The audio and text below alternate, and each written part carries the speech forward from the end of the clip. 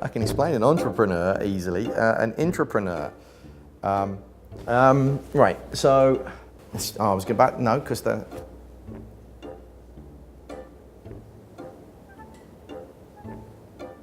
it's an entrepreneur who likes to work in company. No, an intrapreneur is someone who shares the ideals of a particular community. Yeah, no.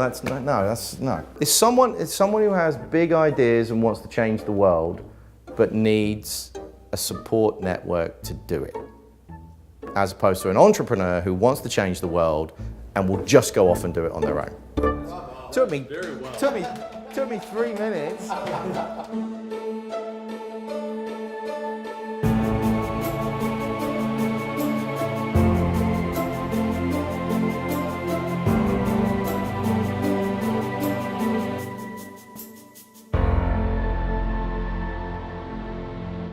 Paul Chipperton, entrepreneur in residence at a venture capital firm and continuing adjunct lecturer at Queen's University in innovation and intrapreneurship.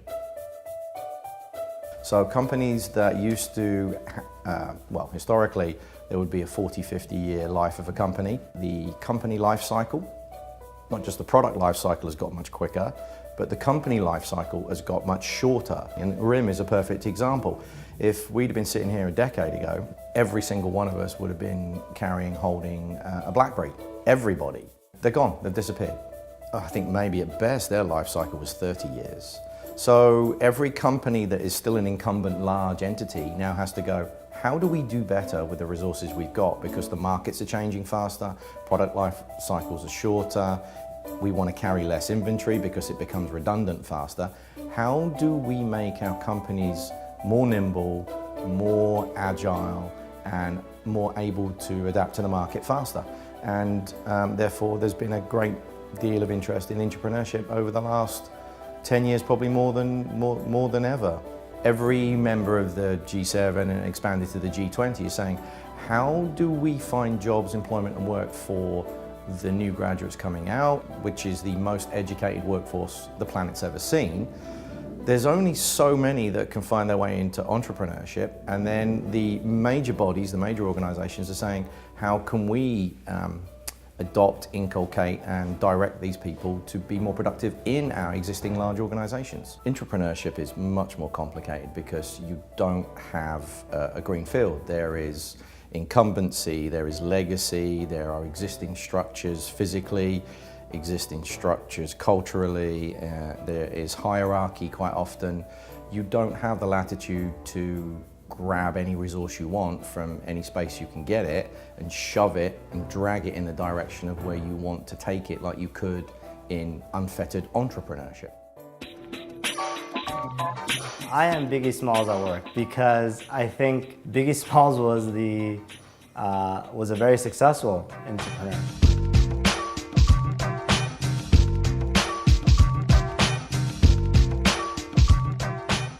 He was an entrepreneur because he kind of worked under the Sean Combs bad boy infrastructure. Biggie Smalls, who's able to kind of navigate his way throughout the industry and play nice when needed versus someone that takes a hardline stance, you know, middle finger to the world, I'm gonna do it this way. I actually see myself on the side of Biggie Smalls, but partially because I find that works for me really well as well. And it's in the past, I've been able to do many of the achievements I've had because I'm able to cooperate better and work through and build a network around me that helps me get to my goal. If you're an organization and you don't want to be like this, you know, footnote in history and you want to have a lasting impact and legacy, you're going to need people that could take what the organization gives it, but then bring it to the next level. Biggie Smalls took that to such a different level, and without him, you know, Sean Combs and Bad Boy Entertainment would be nowhere close to where he brought it. So if I was explaining to a 5-year-old what an intrapreneur is, it's someone who works in a big company that has big dreams and helps make those dreams happen. I like to think that I'm an intrapreneur. I think the opportunity of having an idea and challenging the status quo. We need to challenge the status quo. Things are going to move forward whether we participate or don't. And if we don't participate, we're not going to go along for the ride. It's almost like we have the same desire to sell things as a salesman, but instead of selling products, we're selling ideas. I think it's just a drive to succeed. It's just a drive to see other people and your organization succeed. It's a motivation factor that I think is innate in some people. Not that you can or can't teach it, but I think that some folks are more predisposed to that than others. And that's what we look for when we hire. When I look at entrepreneurs and I see the risks that they're willing to take, I'm not that guy. I don't wake up in the morning burning with ideas where I say I'm gonna quit my job and sell my things to fund my idea. I'm not that guy. I'm not the idea guy. I have friends with ideas, and I can see myself looking at them with their ideas and saying, ooh, I could come in as number 2 or 3 and take you and your idea, and we could go take that to market. And I get really excited about that aspect of it.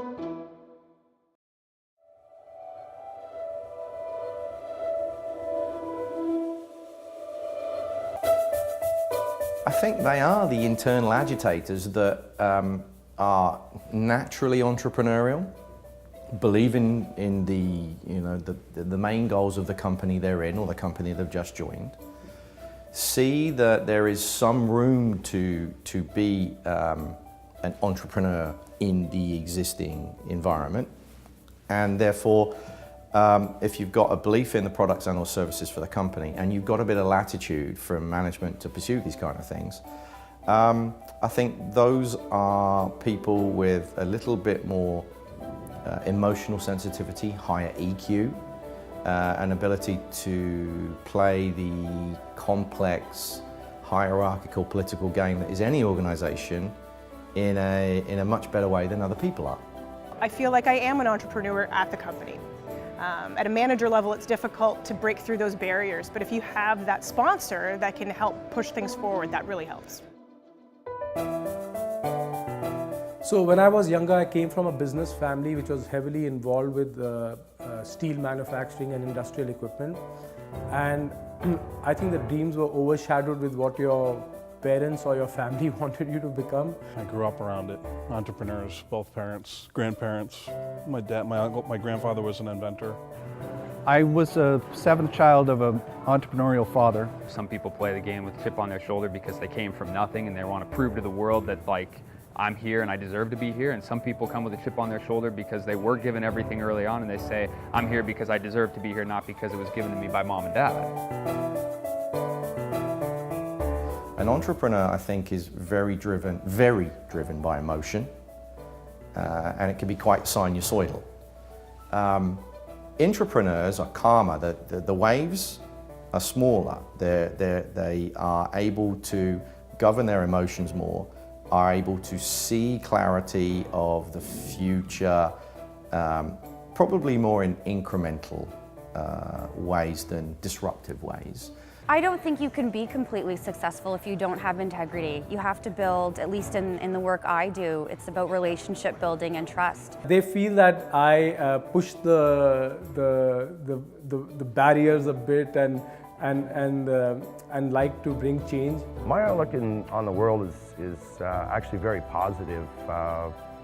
I look for the better things in people. I get a little obsessive about something that I do. Whenever I'm in it, like, that's what I want to do, and I really want to learn everything that I can about it. I'm a very energetic person, and I'm a morning person, but I like to get the day started, and I have a plan and a mission and a goal for that day. And so I like to have that planning, that organization, but it is not a my way or the highway. I have loads of failure that people don't have. And I have age and patience and wisdom. You want to own your job, you want to own that role, so you're always looking for something to do that's above and beyond what's expected. Every study you could call upon, I think from every culture across the planet, has shown that money is not a driver. That extrinsic driver does not make people stay longer, engage harder, work more enthusiastically and be more productive. It doesn't. It has an effect up to a certain point. The money's got to be there, otherwise it doesn't make sense for me, but it's the game. Lots of people do work for money. I probably could have jobs in other places that would pay me more money. I like to try and have a bit of a balance. What I value, what I want is time with family. There's no 2 days that are the same in the job I do, and that's what really keeps me motivated and interested in it. It's a combination of gratification I get from, as you pointed out, what gets me to work in the morning and makes me want to stay there is, again, the various dimensions this job has and the kind of entrepreneurial situation it affords me. I think the main driver is that I love taking ownership for something and seeing it through and then handing it off and saying, here it is, it's successful. Self-worth is creating something, right, that creates value, that creates jobs or wealth or whatever it is, or solves a key problem, right, that could be the motivator there too.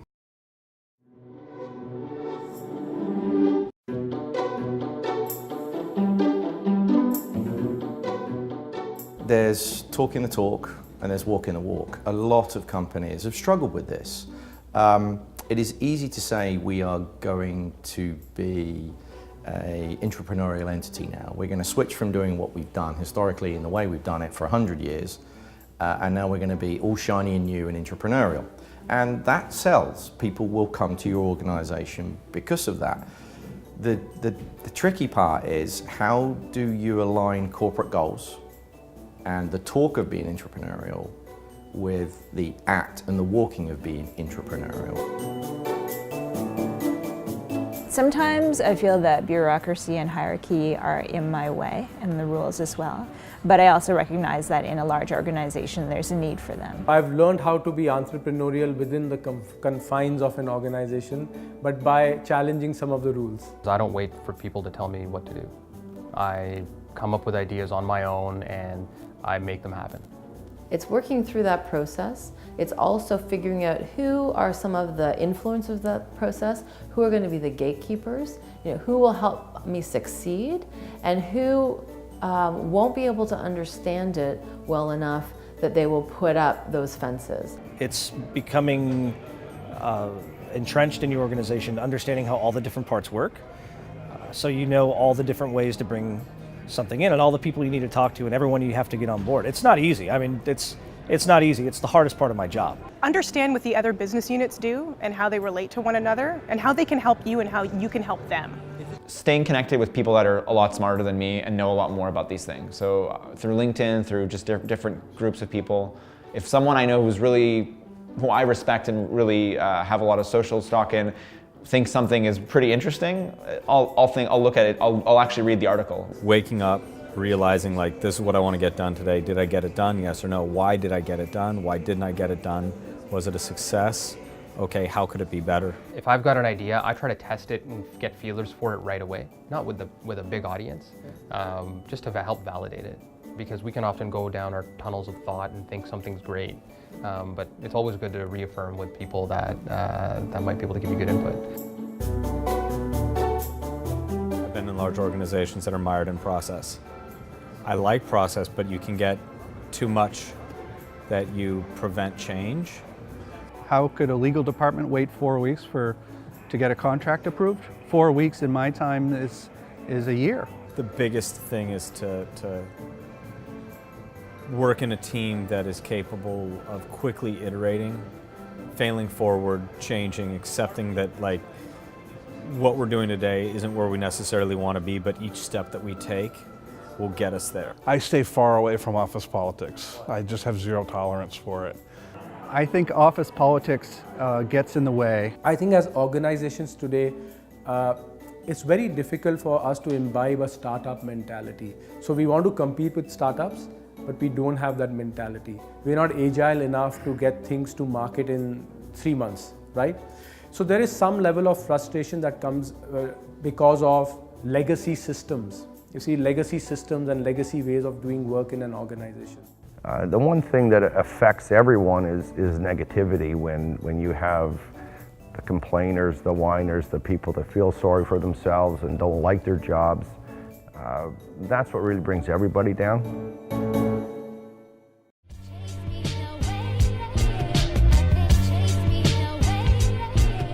it's very possible that innovation and innovative creative thoughts come from boredom.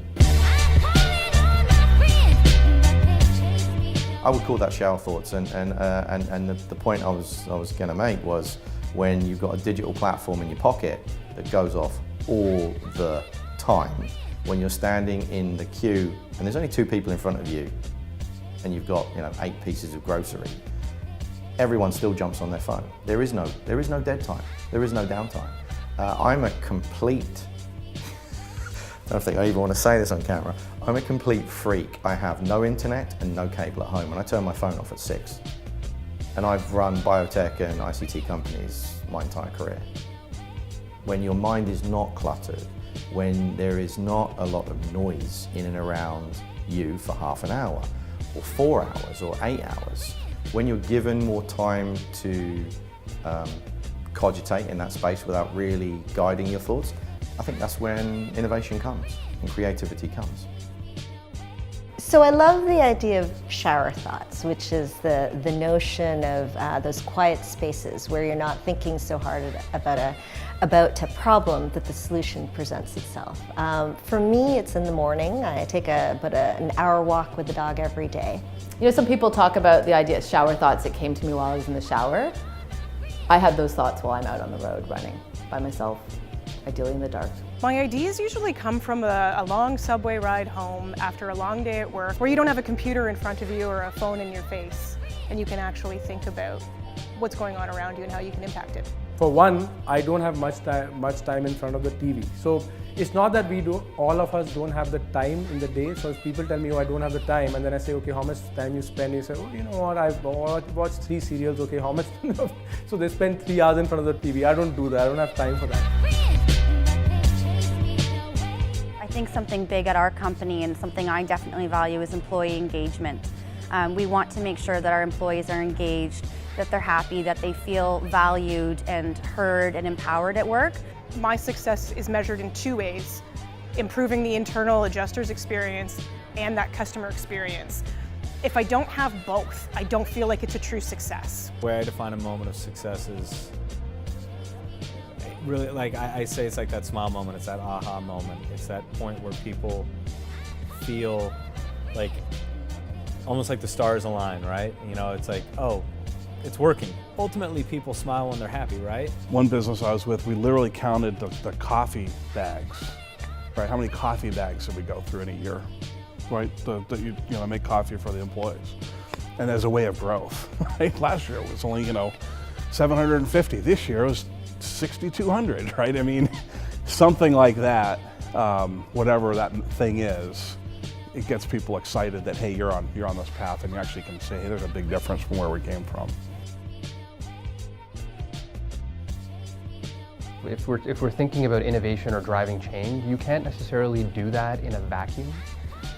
Because you need to rely and collaborate with so many other people. To me, I always, a big thing for me is the value of relationships. And it's not always, making sure that your boss is on side with what you do, but really the power of all the people in your organization, as well as outside. So really taking the time to listen to what people have to say. You may not always agree, but taking the time to listen and hear people out, I think really goes a long way. I like feedback and I like participation. So when I'm in a meeting and say I'm leading a meeting, I encourage people to speak and I encourage people to participate because I want to hear different mindsets and opinions, and because that's how we learn, right? I like to listen to people that are successful. I like to hear their ideas. I like to listen to them talk as opposed to what they may write out. And when someone writes something, that can be influenced by any number of things, but when you actually meet that person that's successful face to face and hear them speak to you, I think that's where the real true ideas and that self-worth comes out from that.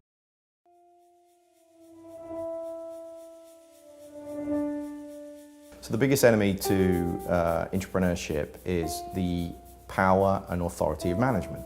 It's easy to forget that everybody's job at every level has, certainly managerial, director, VP up, has budgets, has strategic planning cycles, has a bunch of people working with them, for them and around them, and they have a bunch of deliverables. To suddenly expect them to change without there being benefit for them is a difficult thing to drive. They need to see that their participation in this is going to yield more money, more power, more authority. So there's been some research on that, and there are fairly commonly 5 factors, and they are relative advantage, compatibility, complexity, trialability, and observability.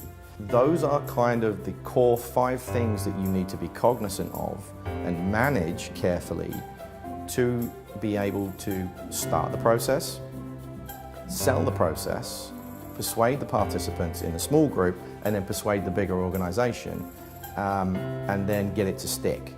To be honest, the key to my success is really the people I surround myself with. Within the company and my team, the people I report to, that is, yeah, I'm nothing without the people I work with. Don't take yourself too seriously. That's the best way to have fun.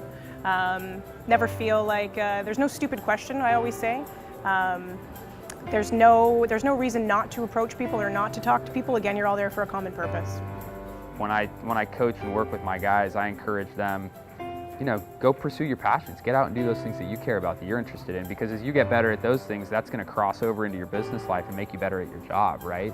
I would tell you 3 things, or ask you to remember 3 things. I would ask you to always be curious. Don't ever lose that curiosity. I would say be nice to people, because that's one of the most important roles in life. And I would say never stop learning.